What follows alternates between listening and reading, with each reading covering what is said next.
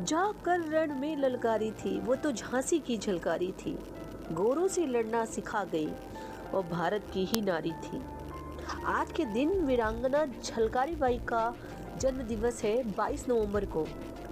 हमने रानी लक्ष्मीबाई की तो बहुत सारी कहानियाँ पढ़ी होंगी, लेकिन आज के दिन वीरांगना झलकारी बाई की कहानी जो मैं आपके साथ शेयर करने वाली हूँ इस वीडियो में, उसके लिए आप वीडियो को सब्सक्राइब, चैनल को करें, वीडियो को शेयर करें और वीडियो को लाइक करना ना भूलें। और ये ऐतिहासिक जो वीरांगना है, इनके बारे में इतिहास के पन्नों में कुछ हो ना हो, लेकिन इस वीडियो में बहुत कुछ है। इसे पूरा देखें और लोगों तक ज़रूर पहुँचाएँ ताकि लोगों को पता चल सके कि इतिहास के पन्नों में बहुत सारी ऐसी कमियां रह गई हैं जो अब शायद दूर हो। और ऐसी वीरांगना को सत नमन है। 22 नवंबर उनकी जन्म तिथि है।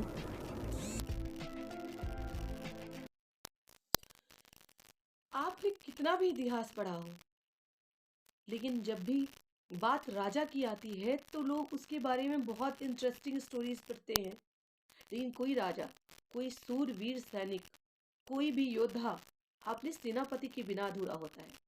और हम हमेशा उन राजाओं और महारानियों को याद करते हैं जो कि जीवन में एक बहुत बड़े बड़े युद्ध लड़ते हैं, किसी राज्य पर शासन करते हैं। लेकिन किसी राज्य पर शासन करना इतना आसान नहीं होता।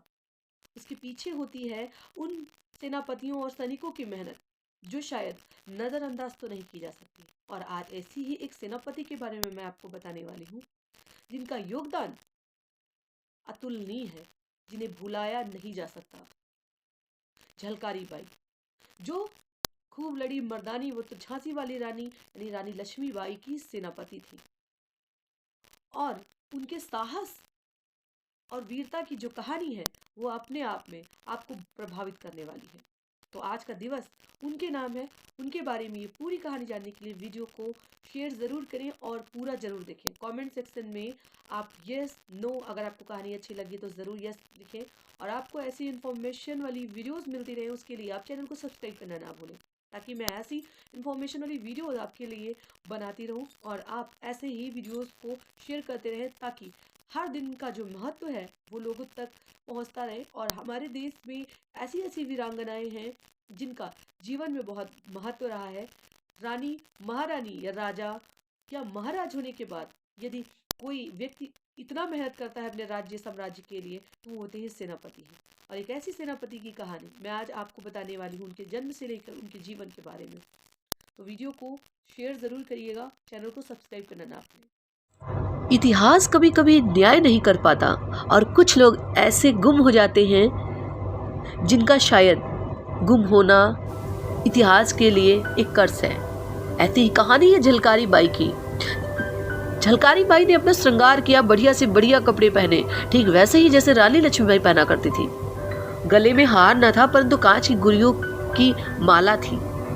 और बस प्रातःकाल मुंह हाथ धोकर घोड़े पर बैठी, वैसे ही जैसे रानी लक्ष्मीबाई बैठा करती थी। ना साथ में कोई हथियार, ना ही कोई तलवार थी, पास में तो एक छुरी।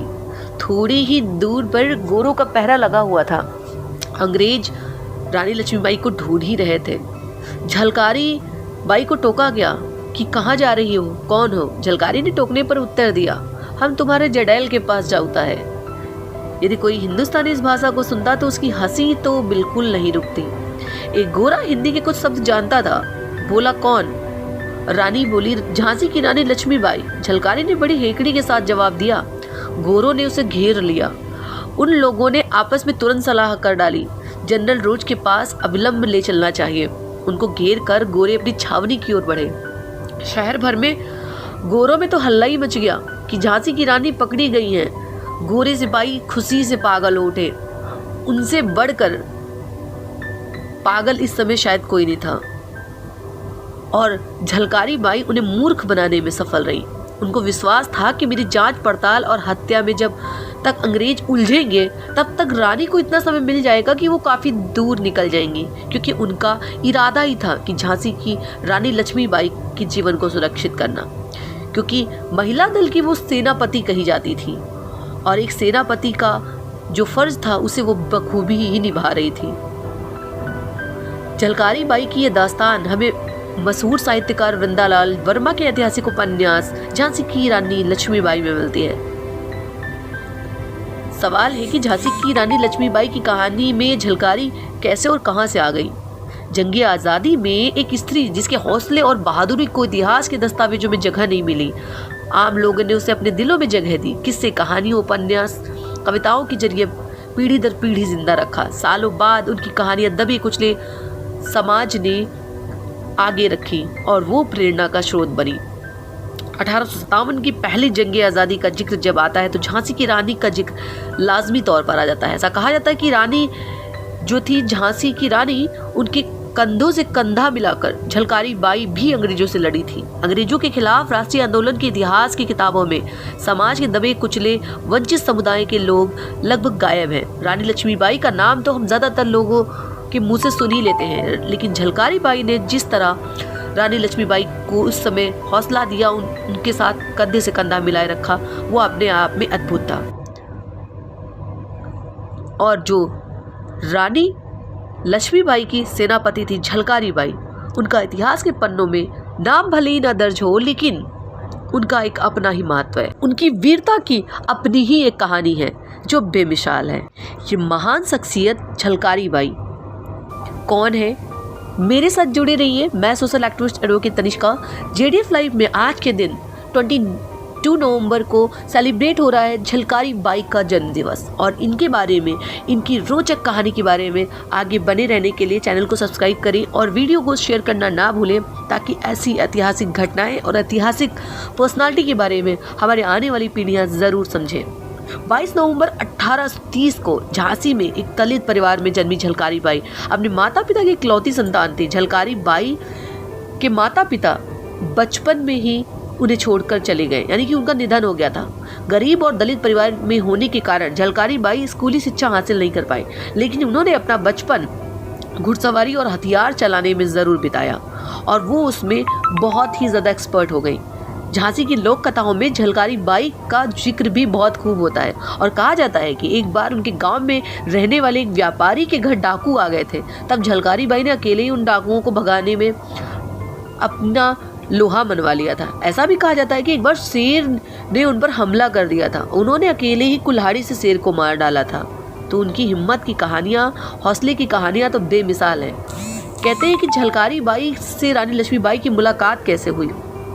झलकारी बाई की शादी पूरन सिंह के साथ हुई थी। पूरन सिंह रानी लक्ष्मीबाई की सेना के सिपाही थे और बड़े बहादुर सिपाही माने जाते थे। वो एक बार गौरी पूजा के अवसर पर झलकारी बाई गांव के अन्य महिलाओं के साथ झांसी के किले पर गई थी। उसी दौरान रानी लक्ष्मीबाई की नज़र उन पर पहली बार पड़ी। दरअसल झलकारी बाई का चेहरा, कहते हैं इतिहासकार, कि रानी लक्ष्मीबाई से कुछ मिलता जुलता था, क्योंकि वो भी वीरांगना थी।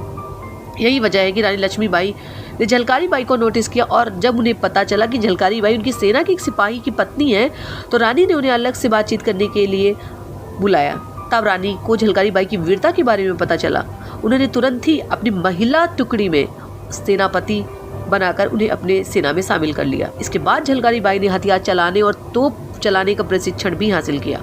साल 1857 के गदर के दौरान जब रानी लक्ष्मीबाई ने अंग्रेजों के खिलाफ हुंकार भरी, तो अंग्रेजों ने झांसी पर हमला कर दिया। रानी लक्ष्मीबाई और उनकी पूरी सेना ने वीरता के साथ इस लड़ाई को लड़ा और उसके बाद अपने ही एक कमांडर के धोखे की वजह से ही उन्हें हार का सामना करना पड़ा था और युद्ध के मैदान को छोड़ना पड़ा था। इसके बाद झलकारी बाई ने अंग्रेजों को युद्ध के मैदान में उलझाए रखने के लिए रानी लक्ष्मीबाई की तरह वेश धरकर अंग्रेजों के सामने यह कहकर आत्मसमर्पण किया था कि वो रानी लक्ष्मीबाई हैं, और उन्हें देखकर अंग्रेज भी धोखा खा गए थे। हालांकि कुछ देर बाद अंग्रेजों को जब हकीकत मालूम पड़ी तो उन्हें गिरफ्तार कर लिया गया। झलकारी बाई की मृत्यु को लेकर कुछ इतिहासकारों में आपस में गलतफहमी है। कुछ लोग बताते हैं कि 1858 को ही उनका निधन हो गया था, वहीं कुछ लोग मानते हैं कि अंग्रेजों ने उनकी हत्या नहीं की, उन्हें छोड़ दिया और 1890 में उनका निधन हुआ। इतिहास ने लंबे समय तक झलकारी बाई की वीरता को भुलाए रखा है, लेकिन बाद में उनकी महानता को सम्मान मिला और साल 2001 में ग्वालियर में उनकी प्रतिमा स्थापित की गई। साथ ही सरकार ने झलकारी बाई के सम्मान में एक डाक टिकट भी जारी किया। तो ऐसी झलकारी बाई को आज के दिन सत नमन और वंदन है और इतिहास में ऐसी वीरांगनाओं को हम कभी ना भूलें।